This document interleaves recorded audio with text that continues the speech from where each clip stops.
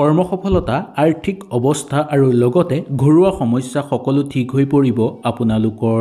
কাৰণ শনিৰ শুভ দৃষ্টি পৰিছে আপোনালোকৰ ওপৰত, যাৰ ফলত তিনি ৰাশি জাতক জাতিকাসকলৰ ওপৰত বিশেষভাৱে পৰম কৃপা পৰিবলৈ গৈ আছে।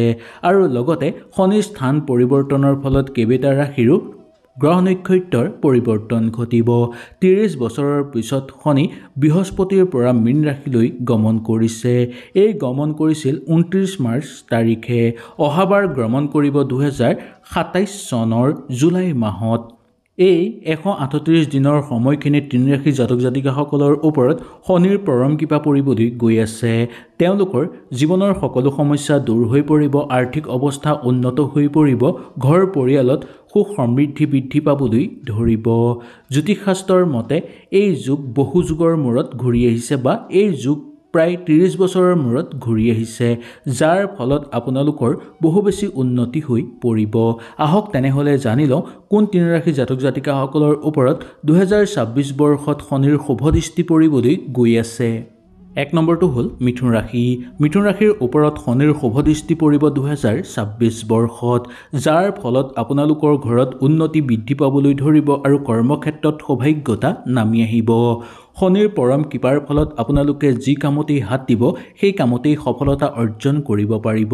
সকলো দিশতে আপোনালোকে আগুৱাই যাব পাৰিব, সকলো কাম নিয়াৰিকৈ কৰিব পাৰিব।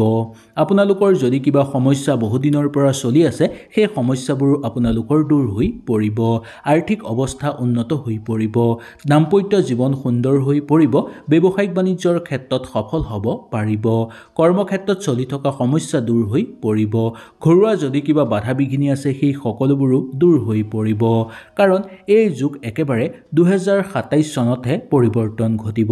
2027 চনৰ জুলাই মাহলৈকে আপোনালোকৰ অত্যন্ত শুভ যুগ নামি আহিছে বুলি ক'ব পৰা যায়। কাৰ্যকৰী পৰিকল্পনা সকলো আপোনালোকৰ সিদ্ধি হৈ পৰিব, সকলো ফালৰ পৰা উন্নতি বৃদ্ধি পাবলৈ ধৰা দেখিবলৈ পোৱা যাব। আপোনালোক যদি ৰাজনৈতিক ক্ষেত্ৰৰ লগত জড়িত তেনেহ'লে এই ক্ষেত্ৰতো আপোনালোকে ভাল ফল দেখুৱাব পাৰিব। নিবনুৱাসকলৰ কাৰণে মন পচন্দ কৰ্ম বিচাৰি পাবলৈ সক্ষম হ'ব। ঘৰ পৰিয়ালৰ স্বাস্থ্যৰ ক্ষেত্ৰৰ কথা ক'বলৈ হ'লে আপোনালোকৰ স্বাস্থ্য অনুকূল হিচাপে পাৰ হ'ব। ঘৰত মূল্যৱান সম্পদ লাভ হ'বলৈ ধৰিব বা নতুনকৈ যদি যান বাহন আপোনালোকে ক্ৰয় কৰি আনিব বিচাৰে তেনে ক্ষেত্ৰত এই 2026 বৰ্ষত সুন্দৰভাৱে আনিব পাৰিব। ইয়াৰ পৰাও আপোনালোকৰ পূৰ্ণ সফল আৰু সমৰ্থন লাভ কৰাৰ যুগ দেখিবলৈ পোৱা যাব। 2 নম্বৰ ৰাশিটো হ'ল মকৰ ৰাশি।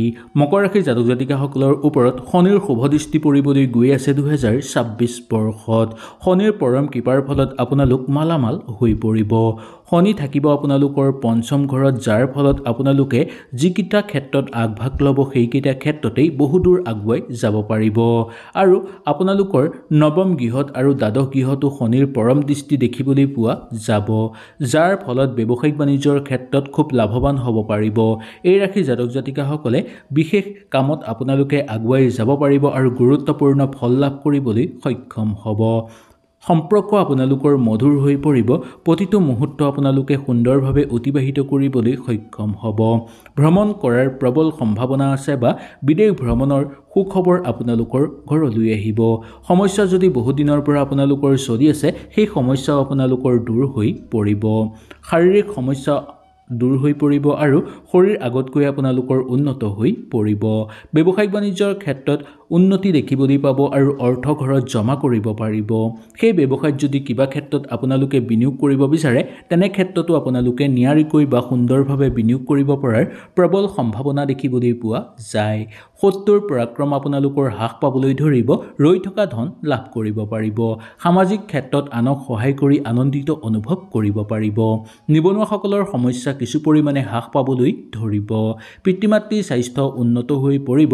বিয়া বাৰু কথা বতৰা আলোচনা কৰি আপোনালোকে চাব বিচাৰিলে আপোনালোকে সুন্দৰভাৱে চাব পাৰিব। মাটি বাৰী বা সা সম্পত্তিৰ ক্ষেত্ৰত আপোনালোকৰ মধ্যম ফলাফল দেখিবলৈ পাব, লগতে পৈতৃক সম্পত্তি লাভৰ যোগ দেখিবলৈ পোৱা যাব। প্ৰশাসনিক বিষয়াসকলৰ পদোন্নতিৰ যোগ নামি আহিছে। যুটীয়াভাৱে কৰা ব্যৱসায়িক বাণিজ্যৰ ক্ষেত্ৰতো আপোনালোকৰ উন্নতি হ'ব। সেই ব্যৱসায়ত ভাল ভাল খবৰ আপোনালোকৰ ঘৰলৈ আহিব। ঠিকা ঠুকলি কৰা লোকসকলে অকণমান সাৱধান হৈ চলিয়াটো উচিত, কাৰণ আপোনালোকে অলপ চাই বুজি নচলিলে লোকচান হোৱাৰ সম্ভাৱনা দেখিবলৈ পোৱা যাব পাৰে। বন্ধুবৰ্গৰ লগত অনুকূল হিচাপে আপোনালোকে পাৰ কৰিব পাৰিব আৰু বন্ধুৰ লগত সময় অতিবাহিত কৰিও আনন্দিত অনুভৱ কৰিব পাৰিব। ভ্ৰমণৰ ফলত হ'ব দ্ৰব্য লাভ আপোনালোকৰ। বিদ্যাৰ ক্ষেত্ৰত অগ্ৰগতি লাভ হ'ব আৰু বিদ্যাত অকণমান মনোযোগ দিলেই বহুদূৰ আগুৱাই যাব পাৰিব। ৰাজনৈতিক ক্ষেত্ৰত ভাল ফলাফল দেখিবলৈ পোৱা যাব। কাৰ্যকৰী পৰিকল্পনা আপোনালোকৰ সিদ্ধি হৈ পৰিব। এই পৰিকল্পনা সিদ্ধি কৰাৰ ক্ষেত্ৰত গুৰুস্থানীয় ব্যক্তিয়ে বহু বেছি পৰিমাণে আপোনালোকক সহায় সহযোগিতা কৰিব। 3 নম্বৰ ৰাশিটো হ'ল তুলা ৰাশি। তুলা ৰাশিৰ জাতক জাতিকাসকলৰ ওপৰত শনিৰ শুভদৃষ্টি পৰিবলৈ গৈ আছে, যাৰ ফলত আপোনালোকৰ ঘৰত টকাৰ আমদানি বৃদ্ধি পাবলৈ ধৰিব আৰু ঘৰত অৰ্থ জমা হ'বলৈ ধৰিব। জীৱনত চলি থকা সমস্যাবোৰ আপোনালোকৰ সমাপ্ত হৈ পৰিবলৈ ধৰিব। শনি অষ্টম গৃহত থকাৰ ফলত আপোনালোকৰ বুদ্ধিৰ বিকাশ ঘটিবলৈ ধৰিব আৰু কেইবাটা ক্ষেত্ৰৰ পৰা আপোনালোকৰ উন্নতি আহিবলৈ ধৰিব। পাৰিবাৰিক ক্ষেত্ৰত সুখ বৃদ্ধি পাবলৈ ধৰিব। বন্ধুবৰ্গৰ লগত সংগ সুখ লাভ কৰিবলৈ সক্ষম হ'ব আৰু আপোনালোকৰ বন্ধুৰ লগত ভাল সম্পৰ্ক গঢ় লৈ উঠিবলৈ ধৰিব। আপোনালোকৰ হঠাৎ ঘৰলৈ অৰ্থ অহাৰ যোগো দেখিবলৈ পোৱা যাব। নতুনকৈ কিবা কামত যদি হাত দিব আপোনালোকে বিচাৰে তেনে ক্ষেত্ৰতো সুন্দৰভাৱে হাত দিব পাৰিব। ঘৰুৱা পৰিৱেশ আপোনালোকৰ মংগলময় হৈ পৰিব, মাথো ঘৰৰ পিতৃ মাতৃৰ স্বাস্থ্যৰ প্ৰতি অকণমান লক্ষ্য ৰখাটো ভাল। নিবনুৱাসকলৰ কাৰণে অনুকূল হ'ব আৰু আপোনালোকে মনে বিচৰা কৰ্ম লাভ কৰিবলৈ বা বিচাৰি পাবলৈ সক্ষম হ'ব। বিদ্যাৰ ক্ষেত্ৰত অগ্ৰগতি লাভ হ'ব আৰু বিদ্যাৰ কাৰণে আপোনালোকে দূৰ ভ্ৰমণ কৰিবলগীয়া হ'ব পাৰে। বিদ্যাত অনুকূল প্ৰভাৱ দেখিবলৈ পোৱা যাব। ওচৰ চুবুৰীয়াৰ লগত অনুকূলতাৰ মাজেৰে পাৰ কৰিব।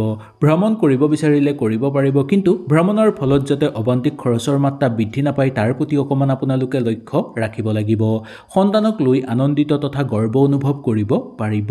কৰ্মক্ষেত্ৰত চলি থকা সমস্যাবোৰ আপোনালোকৰ দূৰ হৈ পৰিব আৰু লগতে কৰ্মক্ষেত্ৰত উন্নতি আৰু সহযোগিতা লাভ কৰিব পাৰিব। ব্যৱসায়িক বাণিজ্যৰ লগত জড়িত লোকসকলৰ কাৰণে অত্যন্ত শুভ হিচাপে পাৰ হোৱা দেখিবলৈ পোৱা যাব। বহুকেইটা ক্ষেত্ৰৰ পৰা আপোনালোকৰ ঘৰলৈ নতুন নতুন সুযোগ সুবিধা আহিব। দাম্পত্যৰ ক্ষেত্ৰতো অনুকূল প্ৰভাৱ দেখিবলৈ পোৱা যাব আৰু দাম্পত্য জীৱনত আপোনালোকৰ বহু বেছি শুভযোগ নামিবলৈ গৈ আছে। এই 2026 চনত তুলা ৰাশিৰ জাতক জাতিকাসকলৰ কাৰণে অত্যন্ত শুভ হ'ব।